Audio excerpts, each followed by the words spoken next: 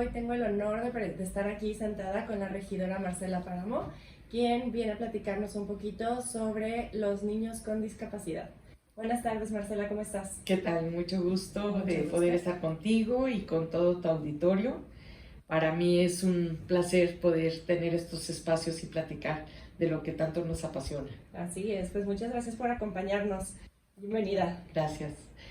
Pues, ¿qué hago aquí? Bueno, fui electa en 2018 para formar parte de la administración, de la segunda administración de Pablo Lemus, 2018-2021, y me toca presidir la Comisión de Desarrollo Social y Humano.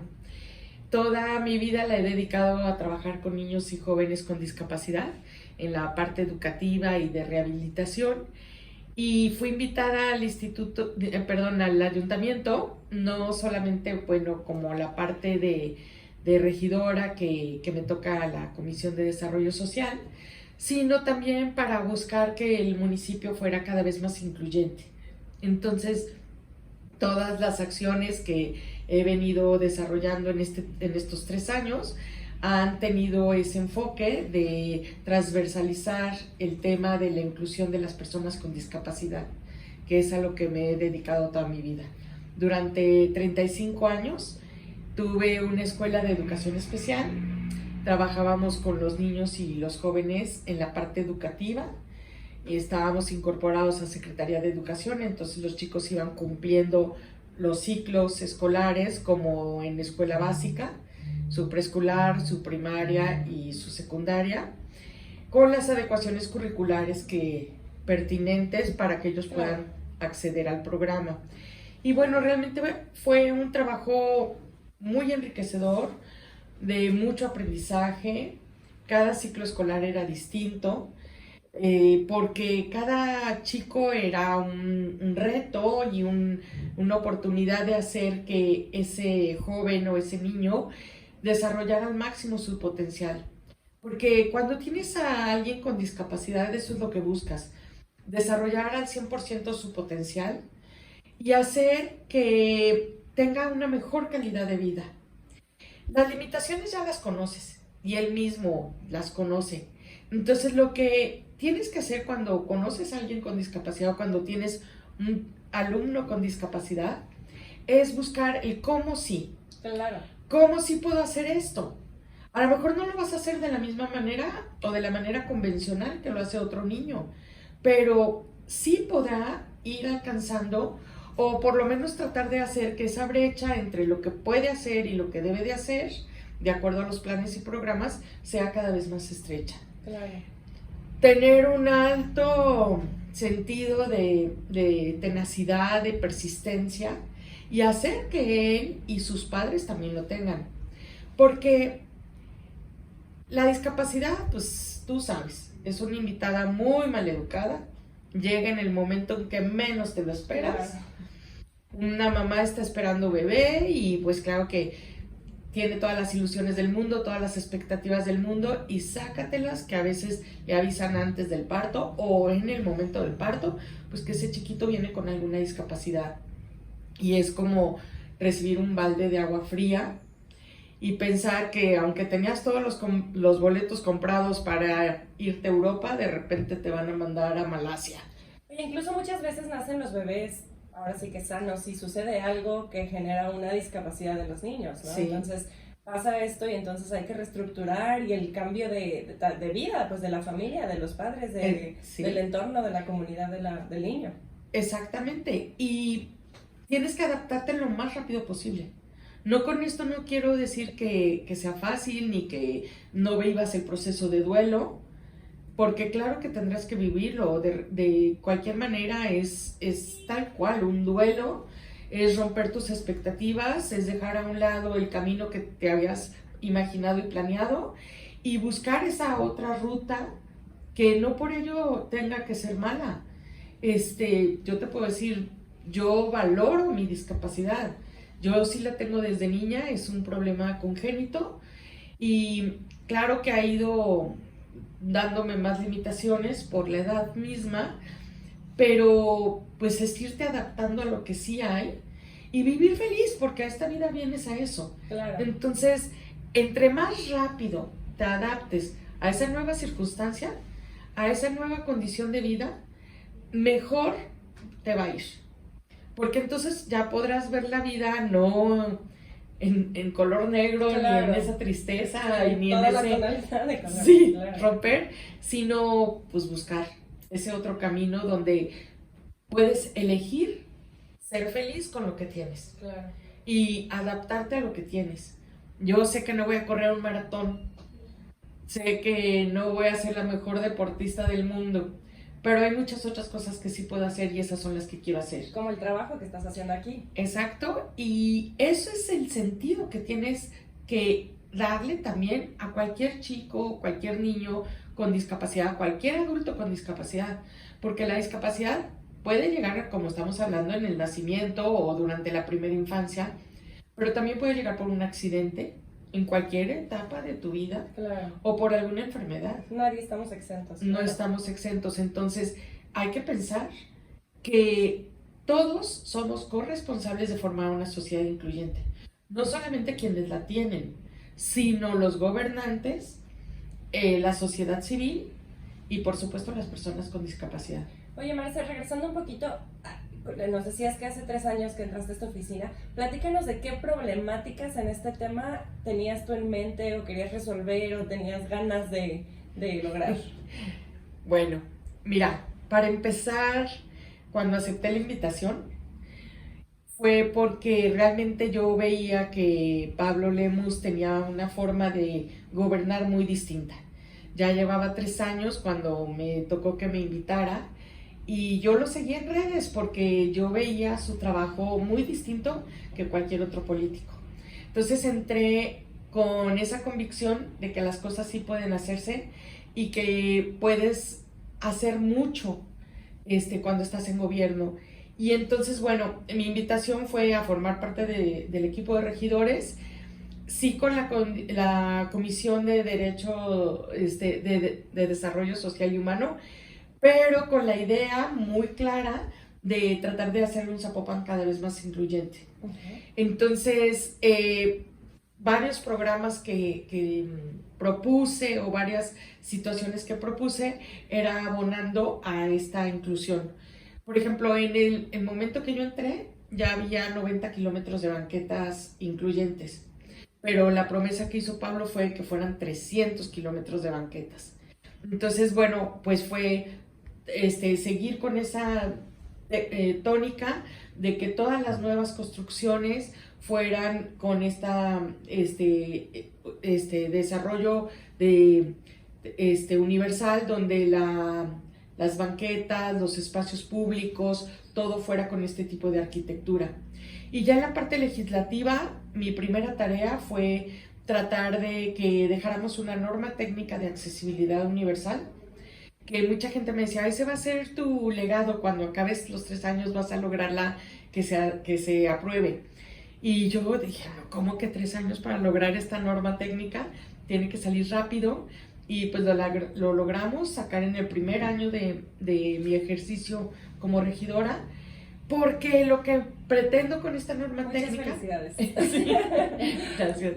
Lo que pretendía yo con esta norma técnica es que todo lo nuevo que se construya ya vaya con la tónica de la arquitectura universal. Claro. Tanto público como privado.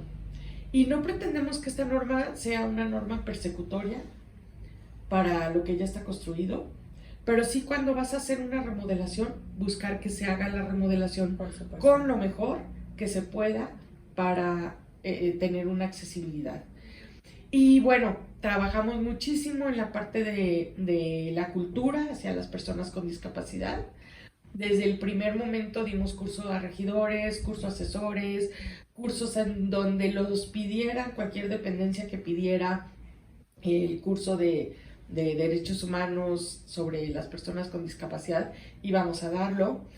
Trabajamos mucho en el programa de Escuelas con Estrella, que era un programa que ya existía, pero que le metimos el punto de los derechos de las personas con discapacidad. Vas a decir, ¿qué haces tanto con los de Protección Civil y Bomberos? Pero fíjate que me encantó la visión que tuvo el comandante Sergio Ramírez, que es el comandante en jefe de Protección Civil y Bomberos Zapopan. Vino y me dijo, oye, yo creo que es importantísimo que mi equipo conozca sobre cómo implementar los apoyos a personas con discapacidad en el momento de un siniestro, de un riesgo. Claro. Entonces hicimos un programa que se llama En Gestión de Riesgos, que nadie se quede atrás, aludiendo este objetivo de la Agenda 2030, de que es que nadie se quede atrás, pensando en que las personas con discapacidad tengan los mismos derechos, las mismas oportunidades, una vida equitativa e igualitaria a cualquier otra persona que no tenga esta condición. Entonces, bueno, fue súper interesante que en gestión de riesgos, su equipo de protección civil, todos los bomberos, todos los que participan en cruces verdes, etcétera, tengan esta idea de que puedes llegar al momento de un siniestro y encontrarte con alguien con discapacidad. ¿Y qué es lo que vas a tener que hacer? ¿Qué tal si te toca una persona sorda? ¿Qué tal si te toca una persona ciega? Alguien con autismo y que te lo vas a encontrar alterado, etcétera. Luego otro trabajo que me encantó, que también ya existía y nada más le dimos seguimiento, fue en el Hospitalito de Zapopan, que bueno, le decimos hospitalito de cariño, pero es un hospital en serio. Claro. En el hospital hay un comité de ética, de bioética, y ahí quien coordina este comité es una doctora, que es la doctora Teresita, y ella sabe lengua de señas, y ha tratado que el equipo de enfermeras, algunos paramédicos, médicos también si quieren, tomen este curso de lengua de señas. Claro. Y aprendan también braille, para que en el momento dado que llegue un paciente con esa necesidad de comunicarse distinto, pueda hacerlo. Y lo que le sugerimos nosotros fue ayudarle con aumentar lo que es la comunicación alternativa y aumentativa con los pictogramas, para que de esa forma también quien no sepa lengua de señas pueda a través de estos pictogramas darse a entender. Y entonces fue algo como muy favorecedor, porque dice, es que a veces me dice el doctor, es que a mí nunca me llega alguien con sordo, o nunca me ha llegado un paciente que no puede hablar. Y le digo, bueno, pues no te llegan porque igual saben que no los vas a entender, y siempre vienen con un acompañante. Pero qué más digno que si es una persona adulta o algo, pues él pueda ser autogestor de sus necesidades, de sus sentires como paciente, y no tener que recurrir a que alguien hable por ti o alguien se haga entender por ti. Claro. Y entonces, bueno, son cosas que podrían parecer pequeños detalles, pero que al contrario marcan una diferencia tan grande que acaban de ser no detalles, sino trascendencia. Yo creo que a las personas que no tenemos discapacidad, muchas de estas problemáticas ni siquiera se nos ocurren. Hasta que las vives, notas que hacen falta. Sí. Vi, por ejemplo, una publicación en Facebook de un mirador en España que tiene un barandal, y el barandal está escrito en braille describiendo lo que se ve en ese mirador. Sí. Y lo vi, y lo primero que pensé fue, híjole, estamos a años luz en México de llegar a eso. Pero la verdad es que escuchándote a ti me da como mucha esperanza de saber que sí se está trabajando en esta área, que se están logrando muchas cosas y que hay mucha gente como tú muy comprometida con la causa, y ahora sí que pues logrando un México mejor para las personas con discapacidad. Mira, tú tocas un tema súper importante. No es que la sociedad sea indiferente o sea mala onda y no promueva la cultura hacia la discapacidad. Es que de repente cuando tú tienes todas tus capacidades y los de tu alrededor también, ni siquiera se te ocurre que alguien pueda necesitar ese tipo de apoyos. Vamos hablando de los estacionamientos. Claro. El espacio azul. Esos espacios están hechos especiales para personas con discapacidad y están hechos para mujeres embarazadas en los últimos meses de embarazo y para personas mayores con movilidad restringida. Claro. Ese fue otro trabajo que también hicimos muy de cerca aquí en el ayuntamiento, con todo el equipo de movilidad de Zapopan, de hacer más cultura hacia el respeto a esos espacios. Porque a veces llega alguien y dice, es que no me voy a tardar, pero no sabe que el que llega y de veras lo necesita, a lo mejor camina o se mueve con dolor. O que son tan amplios y que a veces la gente dice, ay, es que cabía. Pues sí, pero entonces no se dan cuenta que son tan amplios porque cuando alguien tiene una discapacidad tiene que abrir totalmente la puerta y tiene que tener espacio para maniobrar la silla de ruedas, las muñecas, sí, con el elevador en la silla, ¿no? También. Y luego a veces para personas que tienen discapacidad pero que no tienen problemas motores, pero sí problemas de socialización. Y entonces también esos lugares están hechos para ellos, para que de alguna forma se bajen rápido y entren rápido a la tienda o al lugar donde van y no haya como también como esa parte de que es difícil contenerlos y es difícil que no se lancen corriendo y corran más riesgos, ¿no? Pero esto va, o sea, cuando tú entiendes una norma es cuando tienes más oportunidad de respetarla. Claro. Y por eso entonces es tan importante de crear la cultura. Espacios como este que estamos teniendo ahorita, pues bueno, ¿qué te digo? Me encanta tenerlos, porque es la oportunidad que nos da el medio de poder transmitir estos mensajes a muchísima gente. Y esas personas yo sé que ya se quedan con la idea de respetar los espacios, de pensar que a lo mejor te vas a subir un elevador y tú puedes caminar y usar la escalera, pues usarla, porque la puedes dejar el espacio para alguien que realmente no le quede de otra más que subir y bajar en el elevador. Y bueno, una ciudad incluyente es una ciudad para todas y todos, porque una rampa igual te sirve para una mamá que tiene carriola. Exactamente.